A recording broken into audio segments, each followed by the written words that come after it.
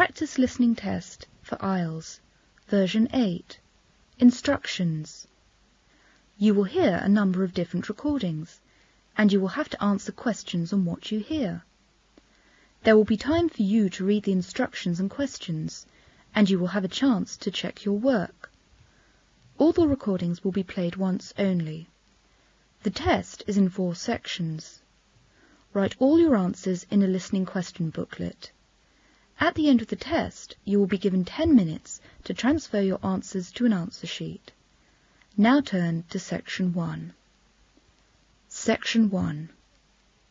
In the first part of Section 1, you will hear a weather forecast in London and the southeast coast of England. As you listen, fill in a table. Now you will have some time to look at questions 1 to 4.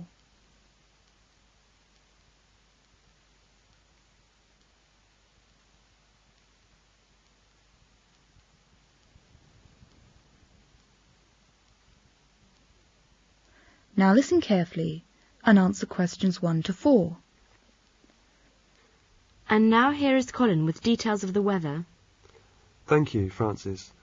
Here is the weather forecast for the next 24 hours for London and the southeast coast of England. In the morning, it will be mainly dry with a light mist, with temperatures around 8 to 10 degrees Celsius. Later in the afternoon, there will be a few scattered showers. By midnight, it will become cloudy in most areas, and there will be heavy rain with winds becoming strong and reaching gale force along the coast. The temperature will drop to 4 to 5 degrees. The belt of low pressure is expected to move away in the early morning. The whole day tomorrow it will be bright and warm in most areas, with temperatures 11 to 14 degrees, slightly above normal for this time of the year. Coastal areas will be warmer and you can expect a fair amount of sunshine. This will be better weather news for holiday makers. And that's all from me. Now back to Francis with more news. You are going to listen to the second part of Section 1. Betty wants to drive to see her friend. Now she is listening to the radio, traffic information. As you listen, look at the notes and tick if the information is correct, or write in the necessary changes. Now look at questions 5 to 7.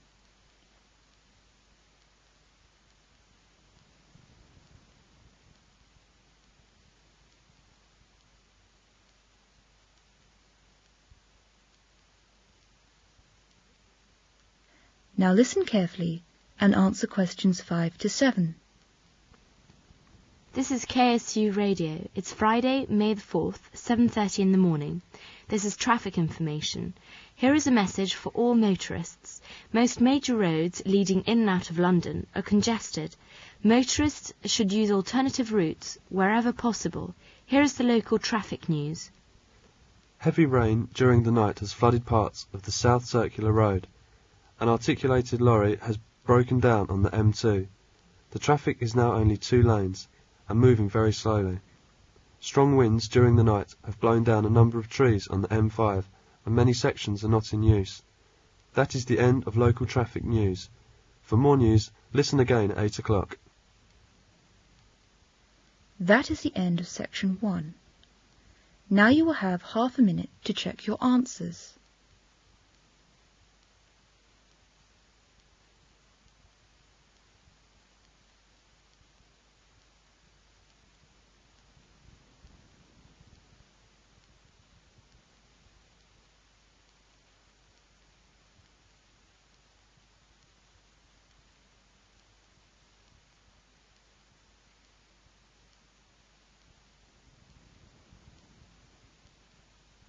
Now turn to Section 2.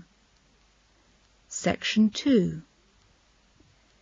In this section, first you are going to hear a dialogue in which a Camford student answers the questions of a young girl who is thinking of applying to go there. As you listen to the dialogue, circle the correct answer and fill in the table. Now you will have some time to look at questions 8 to 16.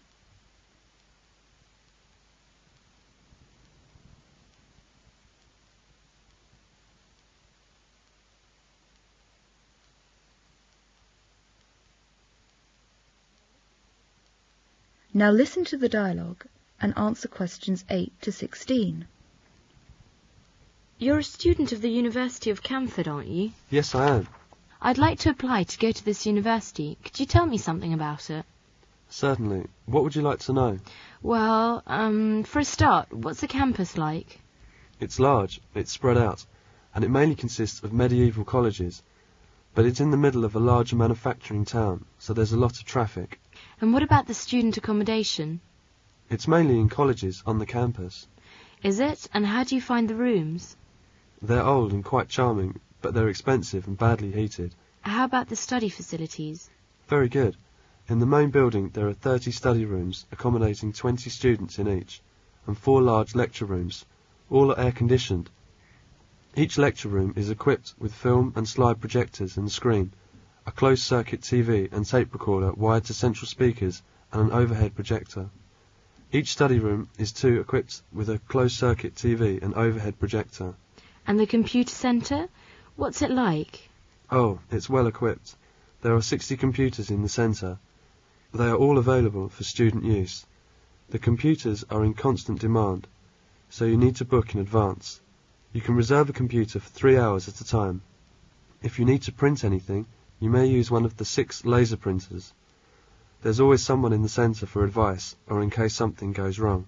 And how about the laboratories? They are large, they're quite modern, and they're well equipped. I see. And the libraries? Can you tell me what the libraries are like? Well, they're generally well stocked, and there's a lot of historical manuscripts, science, social sciences and arts books. But the sitting accommodation is limited. How about the health centre? It's not very big, but well staffed. There are medical and dental units. You can always have immediate attention. And the cultural facilities? There is a small university theatre and 2 art galleries. Thank you so much for the information. Now listen to the second part of this section.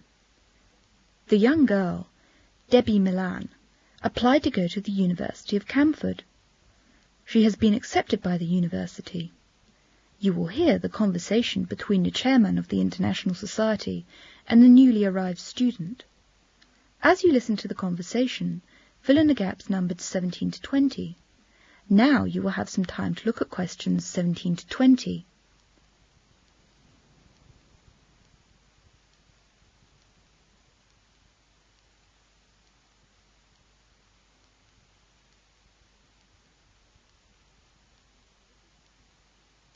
Now listen to the conversation and answer questions 17 to 20. Hello there. What are you studying? Computing science. Oh, yes. And how long is the course for? 1 year. It's a postgraduate diploma. What would you like to do at the end of it? Have you made your mind up? Yes, I'd like to be a teacher in a university in my country. Would you? That sounds interesting. Tell me, though, why have you chosen this university? It's got a good reputation in the field of computing science. Where do you come from? Sri Lanka. Oh, that's a country I've always wanted to go to. You are Miss Malau, aren't you? I've got your name on my list here. Yes, Debbie Malau. Would you like to give the students a talk about your country? Yes, I'd like to very much. Debbie Malau is presenting her paper about her country Sri Lanka at the seminar. As you listen to the presentation, complete the notes. Now you will have some time to look at questions 21 to 27.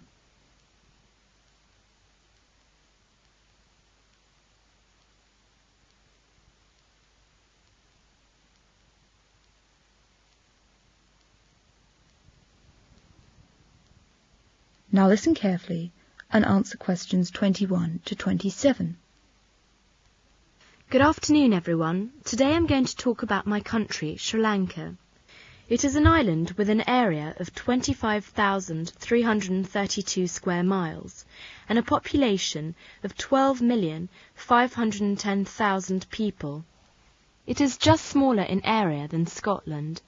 The island of Sri Lanka lies off the southeast coast of India and is separated from the mainland by the Palk Strait. People who live there sometimes call it by an old name which means Golden Island. Sri Lanka is considered to be one of the most beautiful countries in the world. What is the climate like there? It is totally different from the climate in Britain. Britain has a temperature climate. As Sri Lanka lies not very far north of the equator, the climate of the island is tropical. It is hot all the year round. Heavy rains fall during the monsoon season, making the climate hot and humid.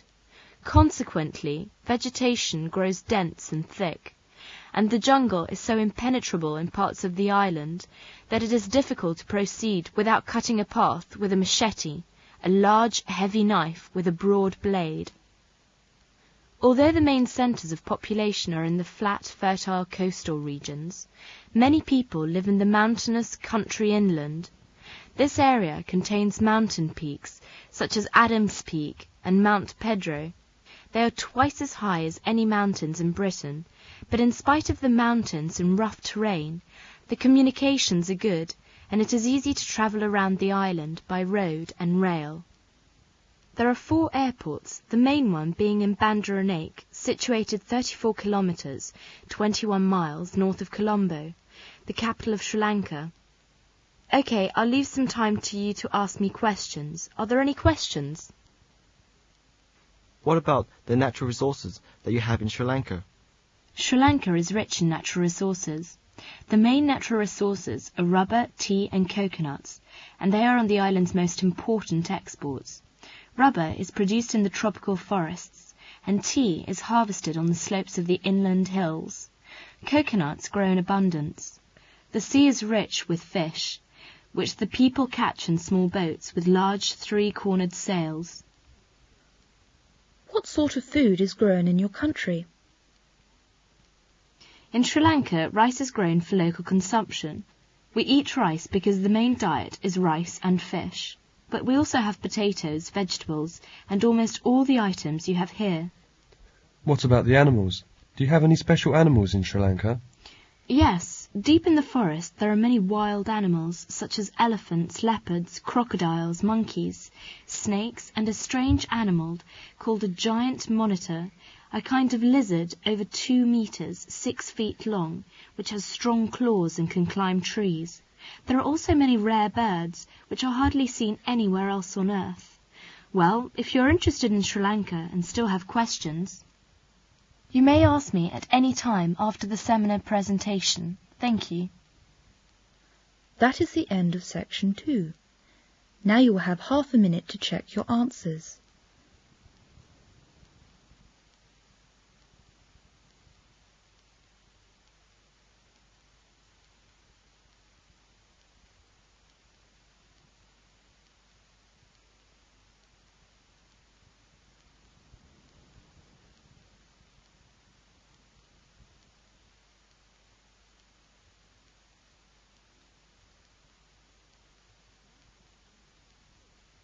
Now turn to section 3. Section 3. In this section, you will hear a conversation between Pat and Martin. They are students of a university and haven't seen each other for some time. They have met in the cafeteria at lunchtime. As you listen to their conversation, answer questions 28 to 34. Now you will have some time to look at questions 28 to 34.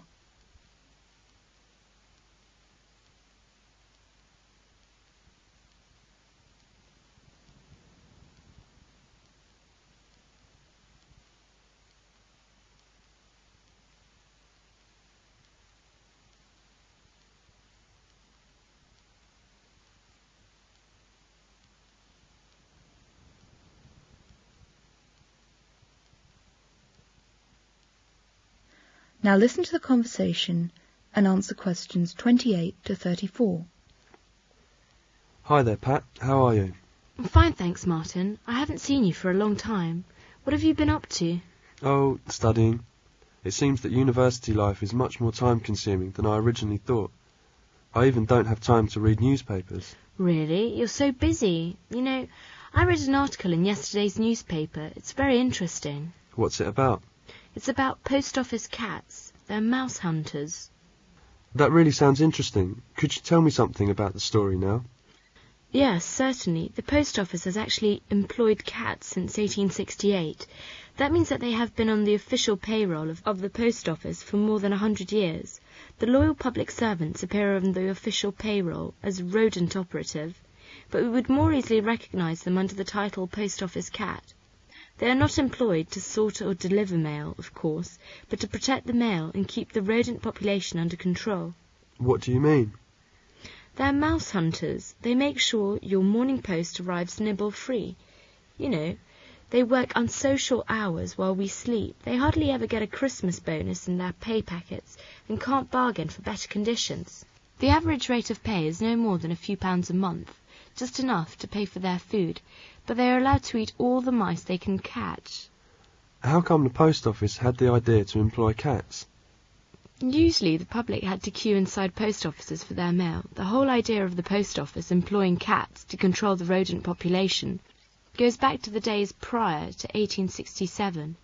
As a part of the Jubilee celebrations of Queen Victoria, it was decided that there would be a house-to-house delivery of letters by postmen.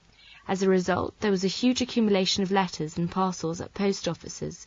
Vast numbers of rats and mice began to hide amongst the mail and nibbled at letters and parcels. Yes, I see. They caused great damage to the mail. That's right. So in 1868, the post office authorities decided to employ cats to keep the rodent population under control. Most of the cats they employed were females. Why was that? Because it was thought that females were better and more persistent hunters than the males. If the number of mice in a post office did not decline greatly after 6 months, then these cats were to be dismissed from their place of work. London post offices were the first to try out the experiment. Within a few months, the rodent population had shrunk dramatically. Other post offices all over the country were soon using cats in the war against rats and mice. Within 10 years, the pay of the cats was improved from 1.5 old pence a day to a 6 or 9 pence a day. Now the average rate of pay is about a few pounds a month, so some of the hard-working cats have become quite famous. Have you heard of the cat named Lucky? No. Tell me the story about her, please. Okay, Lucky became the most distinguished of all the cats. In 1980, she foiled an attempted robbery in a Worcestershire post office, and she did so all on her own. How did she do it? As the two burglars made their way in through the window, Lucky flew at them. She sank her claws into the back of one of the men and into the neck of the other. Oh, I see. This was a surprise attack. Yeah, this surprise attack was too much for the men, and they fled empty-handed. For this heroic behaviour, Lucky was awarded the first ever Post Office DFC certificate, that is, the Distinguished Feline Conduct Certificate. Another excellent mouse was Jerry, of Earl's Court Post Office in London. He served the building for 16 years, and was on duty for 24 hours every day. He drove all the mice away from the premises. How about today? Does the post office still employ cats as mouse hunters? Well, there are fewer cats employed by the post office than at any time in the past.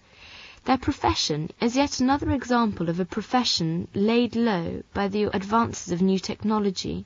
With the faster movement of the mail and more hygienic surroundings, post office cats are not always needed to keep down the rodent population. But many post offices still employ them, and they become great friends with the postman, who often feed them. When one cat suffered an accident at work, it was taken promptly to the vet in a nearby city to receive the best attention, and the post office willingly footed the bill. According to the post office, there is no plan for their services to be discontinued in the foreseeable future. This is a really fascinating story. Thank you very much. That is the end of section 3. Now you will have half a minute to check your answers.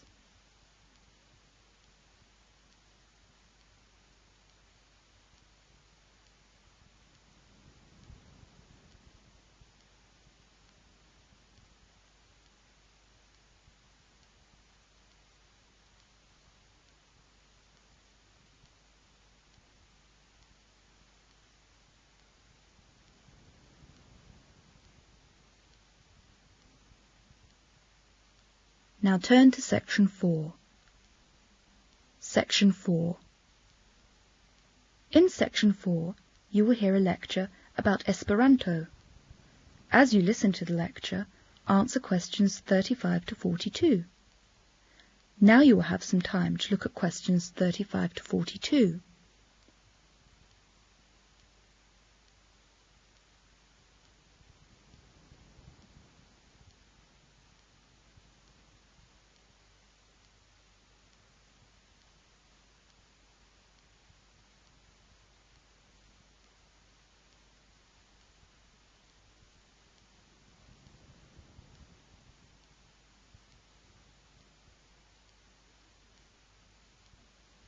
Now listen to the lecture and answer questions 35 to 42. Good morning, everybody, and welcome to our lecture. It's a good pleasure for me to welcome Professor Nesbitt of the University of Edinburgh. He is going to give us a lecture about a world language. Professor Nesbitt, please. Today I'm going to talk about languages, or more specially about a world language. What would the world be like if everyone spoke the same language? Would we understand each other better and be more sympathetic to each other's causes? I'm not talking about everyone sharing the same first language, but sharing the same second language. And I'm not talking about English, but Esperanto. That's spelled E-S-P-E-R-A-N-T-O. This is an artificial language. What are the facts about Esperanto? Well, it was invented in 1887 by Dr. Ludwig Zasarus Zamenhof, a Polish philologist. The vocabulary comes mainly from Western European languages, and the grammar is similar to Slavic languages. It sounds like Italian. Esperanto means hopeful, and it was Zamenhof's hope that a common language would promote a friendship and an understanding amongst all people of the world. His inspiration is summed up by the Esperanto term interno ideo, which means central idea, and it is an idea of human peace and justice. I think Esperanto will become the world language in the future. Esperanto is taught in many schools in Yugoslavia and Hungary. China is very interested.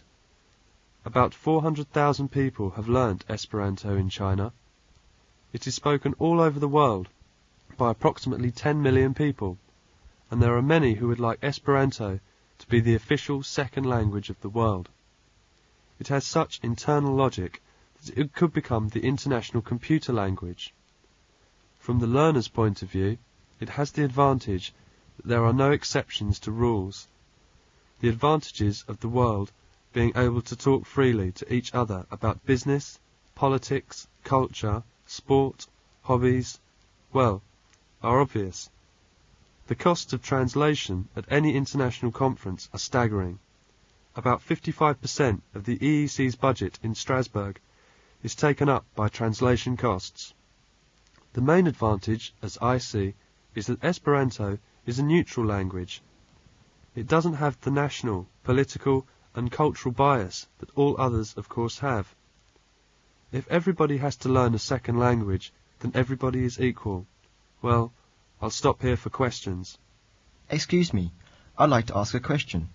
Why should people have to learn another language? Why not English as the world language? I mean, there are already so many people who speak English throughout the world. I think English is one of those languages which for many seems easy at the beginning, but then the bridge between basic knowledge and mastery takes a long time to cross, and many people give up. Why should people have to learn English? For many it's a waste of time, of spelling, of the large number of exceptions to any rule. It is very idiomatic, and the prepositions are terrible. On the contrary, Esperanto is a very easy language to learn. The tense system has none of the complications of English, and the grammar is based on just 16 rules which have no exceptions. There are 5 vowel sounds in Esperanto, but 20 vowel sounds in English. The most remarkable thing is that after a very short time, learners find that they can express quite sophisticated ideas, the same sort of things that they would want to say in their own language. Professor Nesbitt, thank you very much. That is the end of section 4. Now you will have half a minute to check your answers.